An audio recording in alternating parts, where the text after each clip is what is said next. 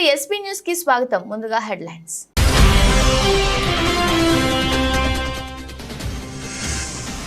తెలంగాణలో బీఆర్ఎస్ శాఖ ముగిసిందన్న మంత్రి కోమటిరెడ్డి వెంకటరెడ్డి. బీఆర్ఎస్ పార్టీ బీజేపీలో విలీనమవుతుందని జోస్యం.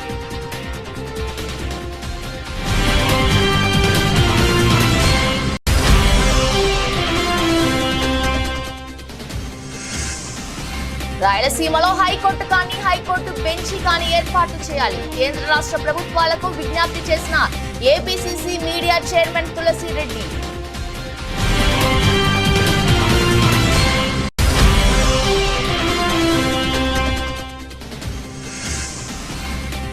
కమిషన్ ఏర్పాటే తప్పనుకుంటే కోర్టుకెళ్లొచ్చు కదా. కేసీఆర్ పై ధ్వజమెత్తిన కేంద్ర సహాయ మంత్రి బండి సంజయ్.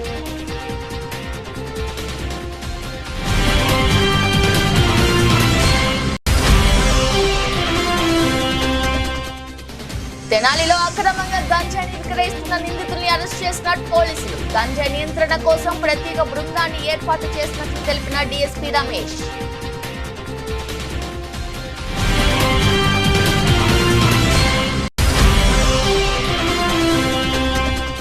చిన్నారి సహస్ర దారుణ అత్యాచార ఘటనకు నిరసనగా కాగజ్ నగర్ పట్టణంలో కొవ్వొత్తుల ప్రదర్శన. ఫాస్ట్ ట్రాక్ కోర్టు ఏర్పాటు చేసి ఆ నిందితుల్ని ఉరి తీయాలన్న సిర్పూర్ ఎమ్మెల్యే పాల్వై హరీష్ బాబు.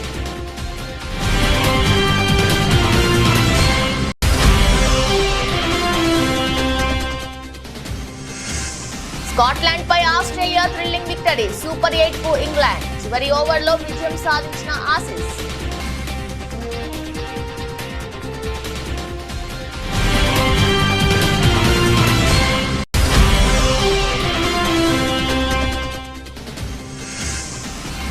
కొనుగోలుదారులకు మళ్లీ షాక్. భారీగా పెరిగిన బంగారం వెండి రేట్లు.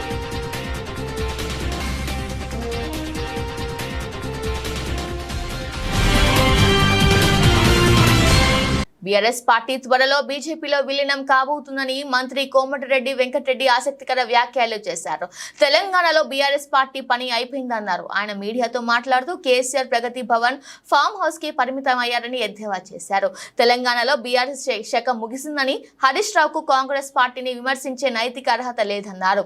కాళేశ్వరం ప్రాజెక్టు మిషన్ భగీరథలో కోట్లాది రూపాయల అవినీతిని జరిగిందని ఆరోపించారు. కేసీఆర్ ముఖ్యమంత్రిగా ఉన్నప్పుడు విద్య గురించి పట్టించుకోలేదన్నారు.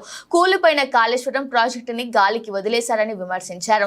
కేసీఆర్ దక్షిణ తెలంగాణను చిన్నచూపు చూశారన్నారు. అందుకే సార్వత్రిక ఎన్నికల్లో బీఆర్ఎస్ ఒక్క సీటు గెలుచుకోలేకపోయిందన్నారు. ఇచ్చిన మాట ప్రకారం తాము ఆగస్టు 15 నాటికి 2 లక్షల రుణమాఫీ చేస్తామని పేర్కొన్నారు. ఒక ప్రధాన న్యాయమూర్తిగా పనిచేసిన వ్యక్తి, నిజాయితీ మారుమేరుగా మచ్చలేని వ్యక్తి, ఆయన జడ్జిమెంట్ దేశంలోనే చారిత్రాత్మకమైన జడ్జిమెంట్. నరసింహారెడ్డి విచారణ కమిషన్ రద్దు చేయాలంట. అంటే మీరు ఎన్ని తిన్నా కానీ వదిలిపెట్టమని అంటారు. గొర్రెల్లో ఇప్పుడు 700 కోట్లు గొర్రెల్లో తింటే సెంట్రల్ గవర్నమెంట్ ఇప్పుడు ఈడీ స్కామ్ ఈడీ ఎంక్వైరీ నడుస్తుందా లేదా? కవిత ఆ రోజు 1100 కోట్లు ఇవాళ ఢిల్లీ ప్రభుత్వానికి కేజ్రీవాల్ తోని గుమ్మకైతే ఇవాళ కేజ్రీవాల్ కవిత ఢిల్లీలో జైల్లో ఉందా లేదా? ఫోన్ ట్యాపింగ్ చేసిన ప్రభాకర్ రావు పోయి అమెరికాలో దాచుకుంటే మొన్న నేను ఆధారాలతో సహా చూపించిన హరీష్ రావు పోయి ఆడ కలిసి వచ్చి, నువ్వు సత్యనారాయణ రాకరా ఆయన ఇండియాకు, నువ్వు వస్తే మేమందరం జైలుకే పోవాలన్నారు. ఆ ఫోన్ ట్యాపింగ్ అందరూ ఉన్నాయి, నాయి కూడా ప్రతి ఒక్క ట్యాపింగ్ ఉన్నది. అలా బిజినెస్ మెన్లది, హీరోలది, హీరోయిన్లది, వ్యాపారస్తులు ఏమైనా మాట్లాడుకుంటే ట్యాప్ చేసి, 500 కోట్ల భూమి ఉన్నావు కదా, నువ్వు ఇది ఫోన్ ట్యాప్ చేసినా 100 కోట్లు అది తీసుకుపోవాలి, వాళ్ళ ఫ్యామిలీకి అప్పచెప్పాలి. ఆ ట్యాపులన్నీ కూడా ధ్వంసం చేస్తే ఇలా 3 నెలలే పోయి 4 నెలలే ఆరుతున్నాయా లేదా? నాకు ఆధారాలు తెలుసు వారు ఎవరెవరితో మాట్లాడుతూ నేను సంగతి. ఎందుకంటే ఆ ఉన్న 36 మంది ఎమ్మెల్యేలు కాంగ్రెస్ పార్టీకి పోతారు. ఇక లాభం లేదు, మన పార్టీ బతకదు, అందరం జైల్లోకి పోతాం. ఫోన్ ట్యాపింగ్లో ప్రభాకర్ రావు ఎప్పుడు వచ్చినా కానీ దాని మీద అందరూ ఆ ప్రణీతిరావు, భుజంగరావు ఇప్పటికే అన్నీ చెప్పాను. మా ప్రభాకర్ రావు మా ముఖ్యమంత్రి చెప్పినట్టు చేసినామని. ఫోన్ ట్యాపింగ్ చేస్తే 7 ఏళ్ళు బెయిల్ రాదు. అందుకని ఆయన అక్కడ దాచిపెట్టిండు. ఇక్కడ విచారణ కమిషన్ వేసి జైల్లోకి పోతానని తెలుసు. 10-15 వేల కోట్ల తిన్నట్టు లెక్కలు. నేను ఎమ్మెల్యే ఉన్నా, ఎంపీగా ఉన్నా అన్ని లెక్కలు తీస్తాను నేను. అది బయట పెట్టాం మేము. అందుకని ఇవాళ విచారణ కమిషన్ రద్దు చేయమని అంటే అందరు నవ్వుతుండ్రు. ఎందుకు దోసుకొని తినాలి? ఎందుకు విచారణ భయపడాలి? రాయలసీమలో హైకోర్టు కానీ హైకోర్టు బెంచ్ కానీ ఏర్పాటు చేయాలని ఏపీసీసీ మీడియా చైర్మన్ తులసిరెడ్డి కేంద్ర రాష్ట్ర ప్రభుత్వాలకు విజ్ఞప్తి చేశారు. ఈ విషయమై వేంపల్లెలో ఆయన మాట్లాడుతూ 1937 నాటి శ్రీబాగ్ ఒప్పందం ప్రకారం రాజధాని హైకోర్టు రెండింటిలో ఒక దానిని రాయలసీమలో ఏర్పాటు చేయాలన్నారు. ఈ ఒప్పందాన్ని అనుసరించి 1953లో ఆంధ్ర రాష్ట్రం ఏర్పడినప్పుడు రాజధాని రాయలసీమ హైకోర్టు కోస్తాలో ఏర్పాటు చేశారన్నారు. రాయలసీమ ప్రాంతంలో వీలైతే హైకోర్టును కానీ లేదా కనీసం హైకోర్టు బెంచ్ని కానీ ఏర్పాటు చేయాల్సిన చారిత్రక ఆవశ్యకత ఉంది. ఎందుకంటే 1937 నవంబర్ 16వ తారీఖున మద్రాసులో జరిగినటువంటి శ్రీబాగ్ ఒప్పందం ప్రకారం ఒక రాష్ట్రానికి రాజధాని హైకోర్టు రెండు కళ్ళ లాంటివి. భవిష్యత్తులో తెలుగువారికి ఒక ప్రత్యేక రాష్ట్రం అంటూ ఏర్పాటైతే అందులో ఈ రెండింటిలో ఒకదానిని రాయలసీమ ప్రాంతంలో మరొక దానిని కోస్తా ప్రాంతంలో ఏర్పాటు చేయాలని ఆ ఒప్పందంలో రాసుకోవడం జరిగింది. ఆ ప్రకారంగా 1953 అక్టోబర్ 1న తెలుగువారి కోసం ఒక ప్రత్యేక రాష్ట్రం ఆంధ్ర రాష్ట్రం ఏర్పాటైనప్పుడు ఆ ఒప్పందాన్ని దృష్టిలో పెట్టుకొని రాయలసీమ ప్రాంతంలోని కర్నూలులో రాజధానిని, కోస్తా ప్రాంతంలోని గుంటూరులో హైకోర్టును ఏర్పాటు చేయడం జరిగింది. దాని తరువాత తెలంగాణతో కలిసి ఆంధ్ర రాష్ట్రము ఆంధ్రప్రదేశ్గా ఏర్పడినప్పుడు 1956 నవంబర్ 1న ఏర్పాటైనప్పుడు ఈ రెండు కూడా రాజధాని హైకోర్టు రెండు కూడా హైదరాబాద్కు పోవడం జరిగింది. మళ్ళీ 2014 జూన్ 2న రాష్ట్ర విభజన జరిగినప్పుడు ఒకనాటి ఆంధ్ర రాష్ట్ర భూభాగంతోనే నవి ఆంధ్రప్రదేశ్ ఏర్పాటు కావడం జరిగింది. కాబట్టి ఆ ప్రకారంగా చూస్తే నవి ఆంధ్రప్రదేశ్లో రాజధాని హైకోర్టు విద్యుత్ కొనుగోళ్ల అంశంపై జస్టిస్ నరసింహారెడ్డి కమిషన్ కు మాజీ సీఎం కేసీఆర్ లేఖ రాయడం తెలిసిందే. తమపై కక్ష సాధింపు చర్యల్లో భాగంగానే ఈ కమిషన్ వేశారని, తనపై కమిషన్ చైర్మన్ ఇష్టం వచ్చినట్టు నోరు పారేస్తున్నారని కేసీఆర్ ఆరోపించారు. 10 ఏళ్లు ముఖ్యమంత్రిగా చేసిన తనకు ఆ వ్యాఖ్యలు బాధ కలిగించాయని తెలిపారు. కాగా కేసీఆర్ లేఖపై కేంద్ర సహాయ మంత్రి బండి సంజయ్ స్పందించారు. అసలు ఆ కమిషన్ ఏర్పాటే తప్పు అనుకుంటే కోర్టుకు వెళ్లొచ్చు కదా అని అన్నారు. కమిషన్ చైర్మన్ వైదొలగాలని బెదిరించడం ధిక్కారం కిందకే వస్తుందని తెలిపారు. జస్టిస్ నరసింహారెడ్డి కమిషన్ చట్టబద్ధంగా ఏర్పాటైందని, అటువంటి కమిషన్ ను తప్పు పట్టడం కేసీఆర్ కు సరికాదని హితవు పలికారు. తెలంగాణ ఉద్యమ వేళ జస్టిస్ నరసింహారెడ్డి ధైర్య సాహసాలను, నిబద్ధతను కొనియాడిన కేసీఆర్ ఇవాళ ఆయననే తప్పుపడుతున్నారని బండి సంజయ్ విమర్శించారు. కోర్టు పరిధిలో ఉన్న ఫోన్ ట్యాపింగ్ వ్యవహారంలో ఇష్టం వచ్చినట్టు మాట్లాడి న్యాయస్థానంతో చివాట్లు తిన్న కేసీఆర్ తన తప్పులు, అవినీతి, అక్రమాలను కప్పిపుచ్చుకునేందుకు ఎంతకైనా తెగిస్తాననేది ధ్వజమెత్తారు. తెనాలి ఆర్టీసీ బస్టాండ్ వద్ద అక్రమంగా 1.7 కేజీల గంజాయిని విక్రయిస్తున్న నిందితుల్ని 2 టౌన్ పోలీసులు అరెస్ట్ చేశారు. ఈ సందర్భంగా తెనాలి డీఎస్పీ రమేష్ మాట్లాడుతూ, తెనాలిలో అక్రమంగా విక్రయిస్తున్న గంజాయి నియంత్రణ కోసం ప్రత్యేక బృందాన్ని ఏర్పాటు చేశామన్నారు. వెస్ట్ బెంగాల్ కు చెందిన మహమ్మద్ షఫీ కొంతమంది యువకుల సహాయంతో కాలేజీ, బస్టాండ్, హాస్టల్స్ దగ్గర విద్యార్థులకు గంజాయిని ప్యాకెట్ల రూపంలో విక్రయిస్తూ ఉంటాడని, ఈ నేపథ్యంలో తెనాలి ఆర్టీసీ బస్టాండ్ వద్ద గంజాయిని విక్రయిస్తుండగా 2 టౌన్ పోలీసులు చాకచక్యంగా గా పట్టుకుని అరెస్టు చేశారని తెలిపారు. అక్రమంగా గంజాయి వ్యాపారం చేస్తున్న వారి వెనుక ఎంత పెద్దవారున్నా ఉపేక్షించేది లేదని హెచ్చరించారు. గంజాయిని ఎవరు విక్రయించినా వారిని నగర బహిష్కరణ చేస్తామని స్పష్టం చేశారు.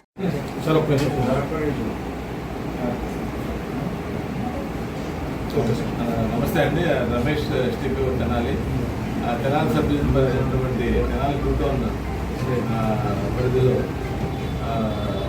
కన్సర్న్ ఇన్స్పెక్టర్ గారు సుధాకర్ గారు అందరినీ గంజాతో గల వ్యక్తులను ఇద్దరిని అరెస్ట్ చేయడం జరిగింది. ఈ గంజాపై మీ అందరికీ తెలిసిన విషయమే, తెనాలిలో ఉక్కుపాదం పెట్టాము. ఇప్పటి వరకు కూడా సుమారు మొన్న మార్చి నుంచి సుమారు 40 మందిని కేసెస్లో జైలుకి పంపిస్తాం జరిగింది. వాళ్ళు స్టిల్ ఇంకా జైల్లోనే ఉన్నారు. గతంలో కూడా మెసేజ్ కూడా మేము ప్రెస్ మీట్ చెప్తాం జరిగింది. అనవసరంగా ఈ గంజాన్ని కన్జ్యూమ్ చేసి ఆరోగ్యం జరుగుతూ, అలాగే సొసైటీలో ఫ్యామిలీ రెప్యుటేషన్ కూడా పొంది, అలాగే కొంతమంది స్టూడెంట్స్ కూడా దీన్ని కన్జ్యూమ్ చేస్తున్నారు.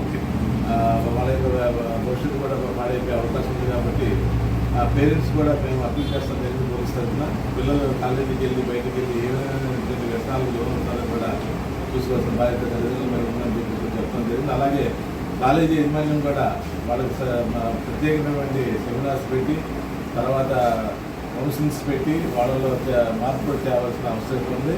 మేము కూడా అది కూడా స్టార్ట్ చేస్తాం. అన్ని కాలేజెస్లో అన్ని స్కూల్స్లో కూడా వెళ్ళి గంజా యొక్క కన్జ్యూమ్ చేస్తే ఎటువంటి పరిణామాలు ఉంటాయని ఆరోగ్యంగా పడేటువంటి సొసైటీలో ఉన్నటువంటి వ్యక్తి కలపడం దాన్ని కూడా ఎక్స్ప్లెయిన్ చేద్దామనే ఉద్దేశంతో అది కూడా ప్లాన్ చేస్తున్నాం. పబ్లిక్ నుంచి కూడా కొంత సమాచారం మాకు ఇవ్వాల్సిందిగా ఈ గంటలు అధికారంలో కావాల్సిన కోరుతాం. నిన్న ఇన్స్పెక్టర్ గారు రూరల్ ఇన్స్పెక్టర్ గారు ఈ బస్ స్టాండ్ సెంటర్ ఏరియాలో ఇద్దరు వ్యక్తుల దగ్గర రాజ్యాన్ని స్వాధీనం చేసుకోవడం జరిగింది. అతను పఠాన్ నస్కర్ అనే అతను వెస్ట్ బెంగాల్ గత 5 ప్రభుత్వాన్ని ప్రశ్నిస్తే కేసులు పెడుతున్నారని బీఆర్ఎస్ నేత మన్నే క్రిషాంక్ ఆరోపించారు. ఈ విషయమై ఆయన మాట్లాడుతూ ఆర్టీసీ టికెట్స్ పెంపుపై ప్రశ్నిస్తే కేసులు పెడతామని భయపెడుతున్నారని, కాంగ్రెస్ ప్రభుత్వం కేసుల ప్రభుత్వంగా మారిందన్నారు. బీఆర్ఎస్ ప్రభుత్వంలో టెండర్ల ప్రక్రియ ఓపెన్ గా జరిగిందని గుర్తు చేశారు. కాంగ్రెస్ ప్రభుత్వం చేస్తున్న అవినీతిపై మేం మాట్లాడితే ఫోన్ ట్యాపింగ్, విద్యుత్ కొనుగోలు, కాళేశ్వరం అంటూ టాపిక్ డైవర్ట్ చేస్తున్నారని విమర్శించారు. మొన్న ఇటీవల న్యూస్ పేపర్స్ ప్రధాన పత్రికల్లో ఆర్టీసీ యొక్క టికెట్ గురించి వస్తే దీని గురించి మీరు ఎవరన్నా రాస్తే సోషల్ మీడియాలో పెడితే కేసులు వేస్తామని. మరి ఇది కాంగ్రెస్ ప్రభుత్వమా, కేసుల ప్రభుత్వమా? వాళ్ళ కాంగ్రెస్ నాయకుడే ట్వీట్ చేసిండు ఈ టికెట్ని. ఇది ఆర్టీసీ సంస్థ కింద ఉన్న ట్వీట్. ఇది కాంగ్రెస్ నాయకుడే అడిగిండు. నల్గొండ నుంచి హైదరాబాదుకు ఒకటే ఒక టోల్ గేట్ వచ్చింది, మరి దానికోసం 10 రూపాయల టికెట్ ఎందుకు? 2 టికెట్లు పెట్టిండు ఆయన. కేవలం నెల తేడాలోనే 10 రూపాయలు ఎందుకు పెరిగింది? ఇటు సైడ్ టికెట్ 170 రూపాయలు అయితే ఇటు సైడ్ టికెట్ 180 రూపాయలు. ఇది పెట్టింది మేం కాదు. ఆయన ఫోటో ఓపెన్ చేస్తే ఇగోండి, ఇది ఆయన ఫోటో, పెట్టిన వ్యక్తి ఫోటో.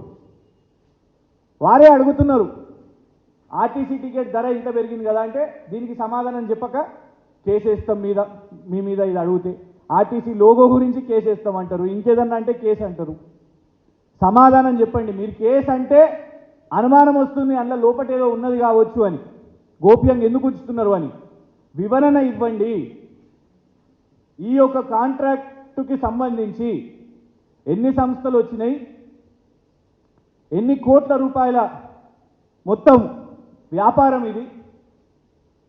ఎందుకంటే ఇందులో 30 లక్షలని ఇస్తారు, ఇక్కడనేమో ప్రతిరోజు 50 లక్షలని వస్తుంది స్టేట్మెంటు ప్రయాణికులు. ఎందుకంటే ఇప్పుడు 30 లక్షలు అన్నా కూడా ఒక యావరేజ్ అయితే రేపు 40 లక్షలు కావచ్చు, ఒకరోజు పండుగ రోజు ఇంకెక్కువ కావచ్చు. ప్రతి ఒక్క టికెట్ పేరు మీద అక్కడ మరి కమిషన్ వస్తున్నప్పుడు మంత్రి గారికి ఎంత ముడుతుందో అందుకే ఇంత గోప్యంగా ఉంచిర్రా? గతంలో కేసీఆర్ గారి ప్రభుత్వంలో అందుకే కదా టీఎస్ ఐపాస్ అయినా, టీఎస్ బీపాస్ అయినా, ఈ ప్రొక్యూర్మెంట్ అయినా, టీఎస్ అయినా కూడా నేరుగా ఎలాంటి హ్యూమన్ ఇంటర్ఫేస్ లేకుండా టెండర్ల ప్రక్రియలు జరిగినాయి, ఓపెన్గా జరిగినాయి. అలాంటిది మరి వాళ్ళు ఎందుకు దీన్ని గోప్యంగా ఉంచుతున్నారు? పొన్నం ప్రభాకర్ గారు సమాధానం చెప్పాల్సిన అవసరం ఉంది.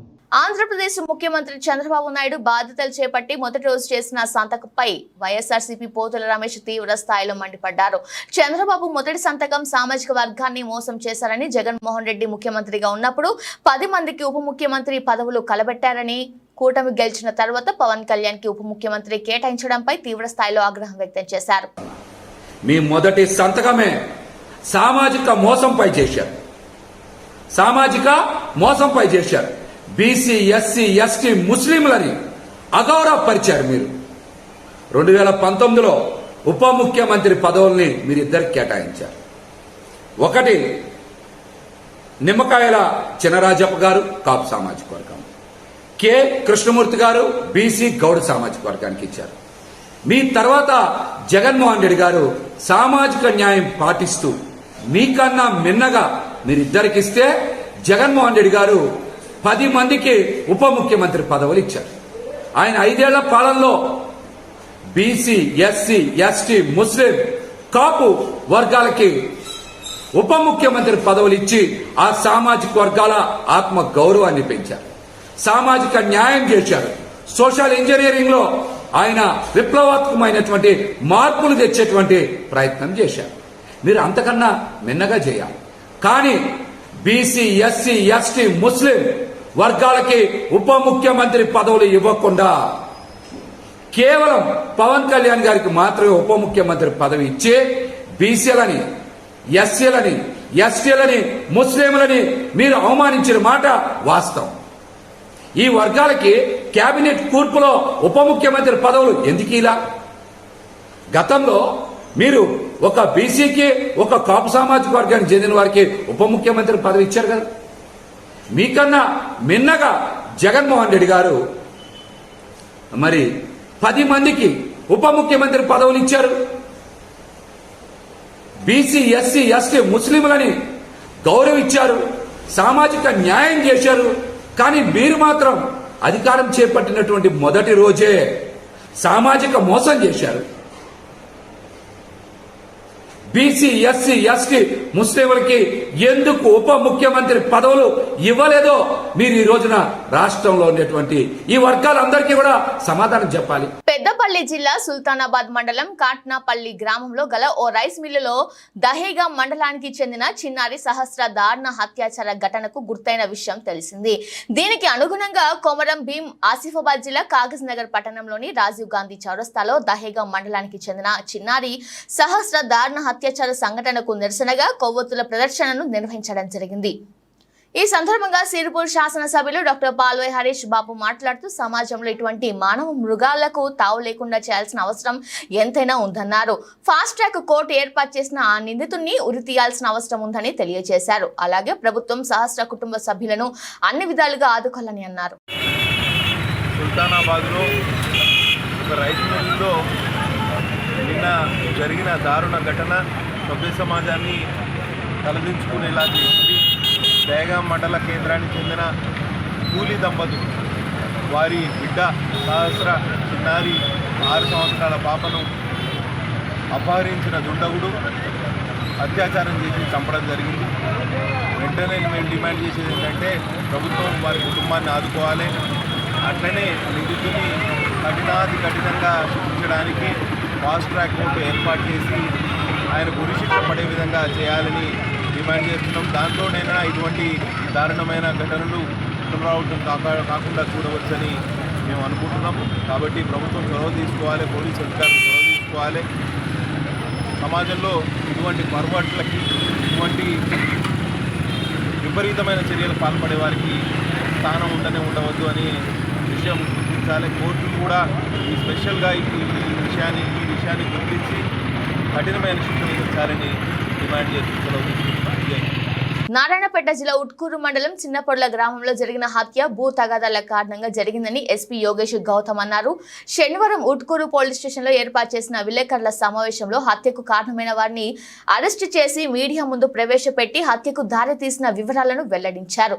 2 కుటుంబాల మధ్య ఆస్తి పంపకాల్లో వచ్చిన విభేదాల కారణంగా దాడి చేసి సంజీవ్ను హత్య చేశారని చెప్పారు. నారాయణపేట జిల్లా ఉట్కూర్ మండలాల్ చిన్నపొడ్ల గ్రామంలో 13th ఆఫ్ దిస్ మంత్ ఆ రోజు మధ్యాహ్నం భూమి వివాద విషయంలో కుటుంబం మధ్యలోనే స్టెప్ బ్రదర్స్ వాళ్ళ మధ్యలో గొడవ జరిగినాయి. ఆ గొడవ జరిగిన వల్ల గువ్వాలి సంజీవ్ సన్ ఆఫ్ పెద్ద స్వరప్ప ఏజ్ 28 ఆక్యుపేషన్ వ్యవసాయం ఆయన చనిపోయారు. బేసిక్లీ ఆ 2 గ్రూప్స్లో ఇష్యూ ఏంటంటే నర్సప్ప ఒక వ్యక్తి, ఆయనకి 8 ఎకరాల భూమి ఉన్నది 9. సో దానికి ఆయనకి ఇద్దరు భార్య సౌరమ్మ అండ్ తిప్పమ్మ. సౌరమ్మ నుంచి ఒకరు సన్, తర్వాత తిప్పమ్మ నుంచి 2 సన్. సో నర్స అందరికీ ఈక్వల్ సమానం భాగంలో ల్యాండ్ ఇచ్చారు. కానీ ఫస్ట్ వైఫ్ వాళ్ళ కొడుకు మేము ఒక్కడే భార్య నుంచి వచ్చాం కాబట్టి నాకు సగం రావాల్సింది. బేసిక్లీ అండర్లయింగ్ ఇష్యూ, దానివల్ల ఇష్యూ స్టార్ట్ అయినాయి. గతం 2-3 ఇయర్స్ నుంచి ఇష్యూ నడుస్తూ ఉన్నది. ఆ మధ్యంలో చాలాసారి పంచాయత్ చేయడం జరిగింది. కాస్ట్ ఎల్డర్స్ తర్వాత పోలీస్ స్టేషన్లో కూడా పిలిచి మాట్లాడడం జరిగింది. లాస్ట్ ఇయర్ ఈ సంబంధంలోనే కూడా సేమ్ ఒకటి కేసు కూడా ట్రెస్పాస్ కేసు కూడా చేయడం జరిగింది. At the same time first 2024 సార్వత్రిక ఎన్నికల్లో కూటమి అభ్యర్థిగా భారీ విజయాన్ని కైవసం చేసుకున్న మాచర్ల శాసనసభ్యులు జూలకంటి బ్రహ్మానందరెడ్డి భారీ ర్యాలీతో మాచర్ల పట్టణానికి చేరుకున్నారు. అనంతరం బ్రహ్మానందరెడ్డి మీడియాతో మాట్లాడుతూ ఇంతటి ఘన విజయాన్ని చేకూర్చిన నియోజకవర్గం ప్రజలకు ధన్యవాదాలు తెలిపారు. మాచర్ల నియోజకవర్గంలో ఘోర పరాజయం పాలైన మాజీ ఎమ్మెల్యే పిన్నెల్లి రామకృష్ణారెడ్డి 6 నెలలు ఆగితే నేను ఏమిటో చూపిస్తానని అంటున్నాడంట. నువ్వు ఏమి చేయలేవు పిన్నెల్లి, నీకు 6 నెలలు కాదు, నీకు దమ్ముంటే ఇప్పుడే రా చూసుకుందామని మండిపడ్డారు.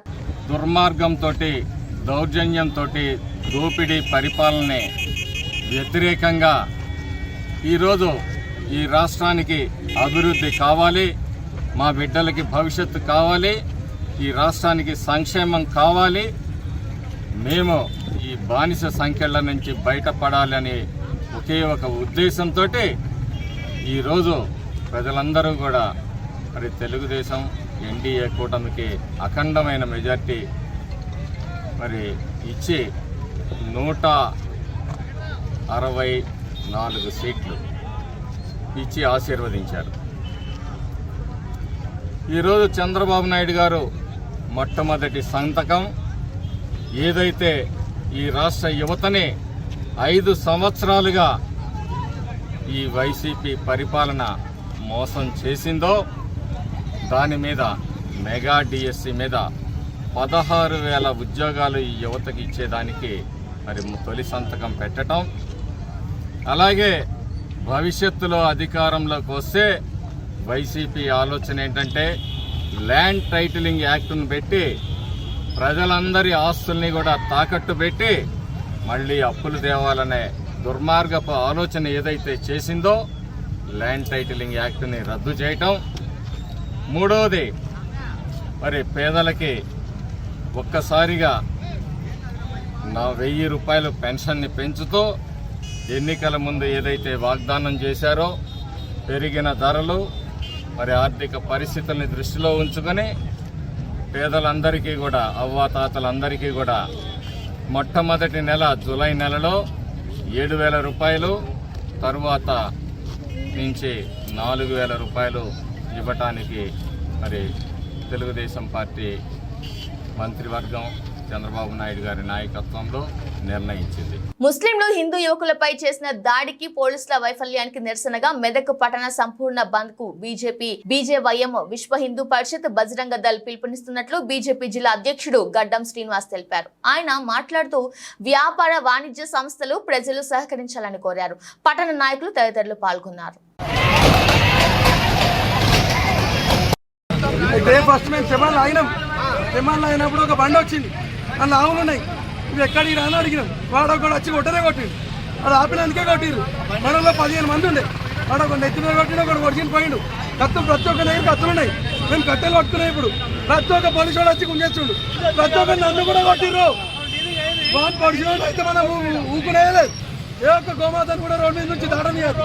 ఇదే మా డిమాండ్. గోమాతను కట్ చేయొద్దు.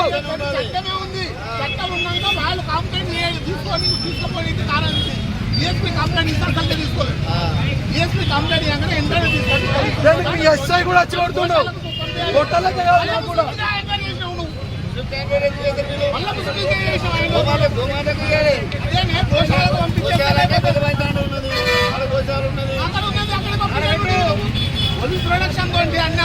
Natural star Nani, Priyanka Arul, Mohan, SJ Surya, Sai Kumar తదితరులు నటిస్తున్న చిత్రం సరిపోదా శనివారం. వివేక్ ఆత్రేయ దర్శకత్వంలో వస్తున్న ఈ చిత్రం నుంచి తాజాగా గరం గరం అనే పాట లిరికల్ వీడియో రిలీజ్ అయింది. సంగీత దర్శకుడు జేక్స్ బిజోయ్ బాణీలకు భరద్వాజ్ పాత్రుడు సాహిత్యం అందించారు. ఈ హీరో ఎలివేషన్ సాంగ్ ను విశాల్ దడ్లాని ఆలపించారు.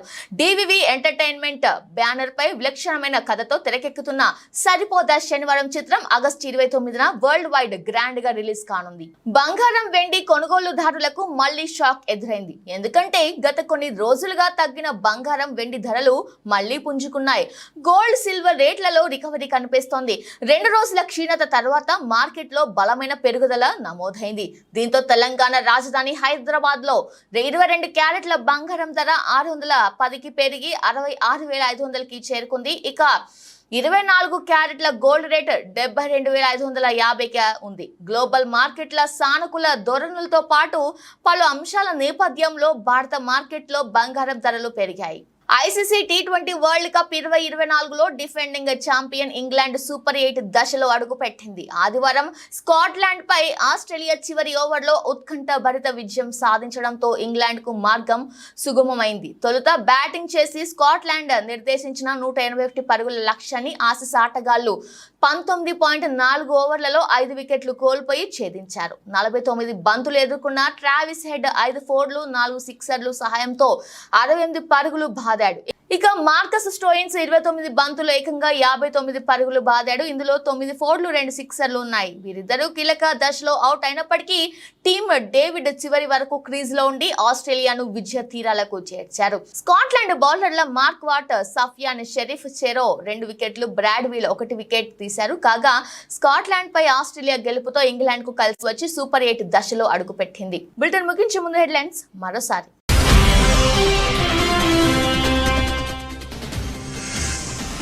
తెలంగాణలో బీఆర్ఎస్ శాఖ ముగిసిందన్న మంత్రి కోమటిరెడ్డి వెంకటరెడ్డి. బీఆర్ఎస్ పార్టీ బీజేపీలో విలీనమవుతుందని జోస్యం.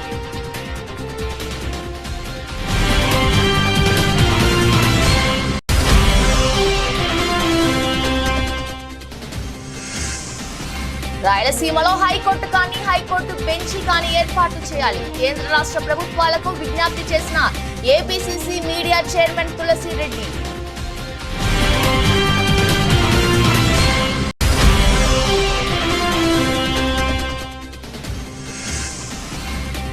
కమిషన్ ఏర్పాటే తప్పనుకుంటే కోర్టుకెళ్లొచ్చు కదా. కేసీఆర్ పై ధ్వజమెత్తిన కేంద్ర సహాయ మంత్రి బండి సంజయ్.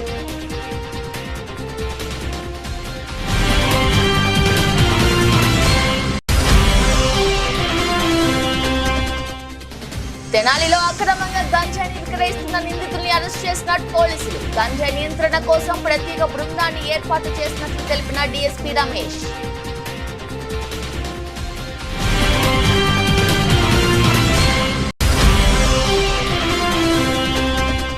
చిన్నారి సహస్ర దారుణ అత్యాచార ఘటనకు నిరసనగా కాగజ్ నగర్ పట్టణంలో కొవ్వొత్తుల ప్రదర్శన. ఫాస్ట్ ట్రాక్ కోర్టు ఏర్పాటు చేసి ఆ నిందితుల్ని ఉరి తీయాలన్న సిర్పూర్ ఎమ్మెల్యే పాల్వై హరీష్ బాబు.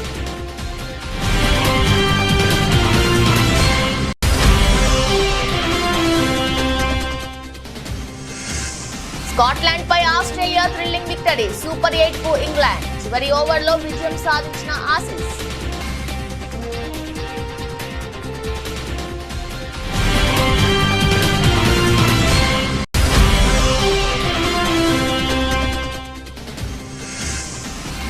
కొనుగోలుదారులకు మళ్లీ షాక్. భారీగా పెరిగిన బంగారం వెండి రేట్లు.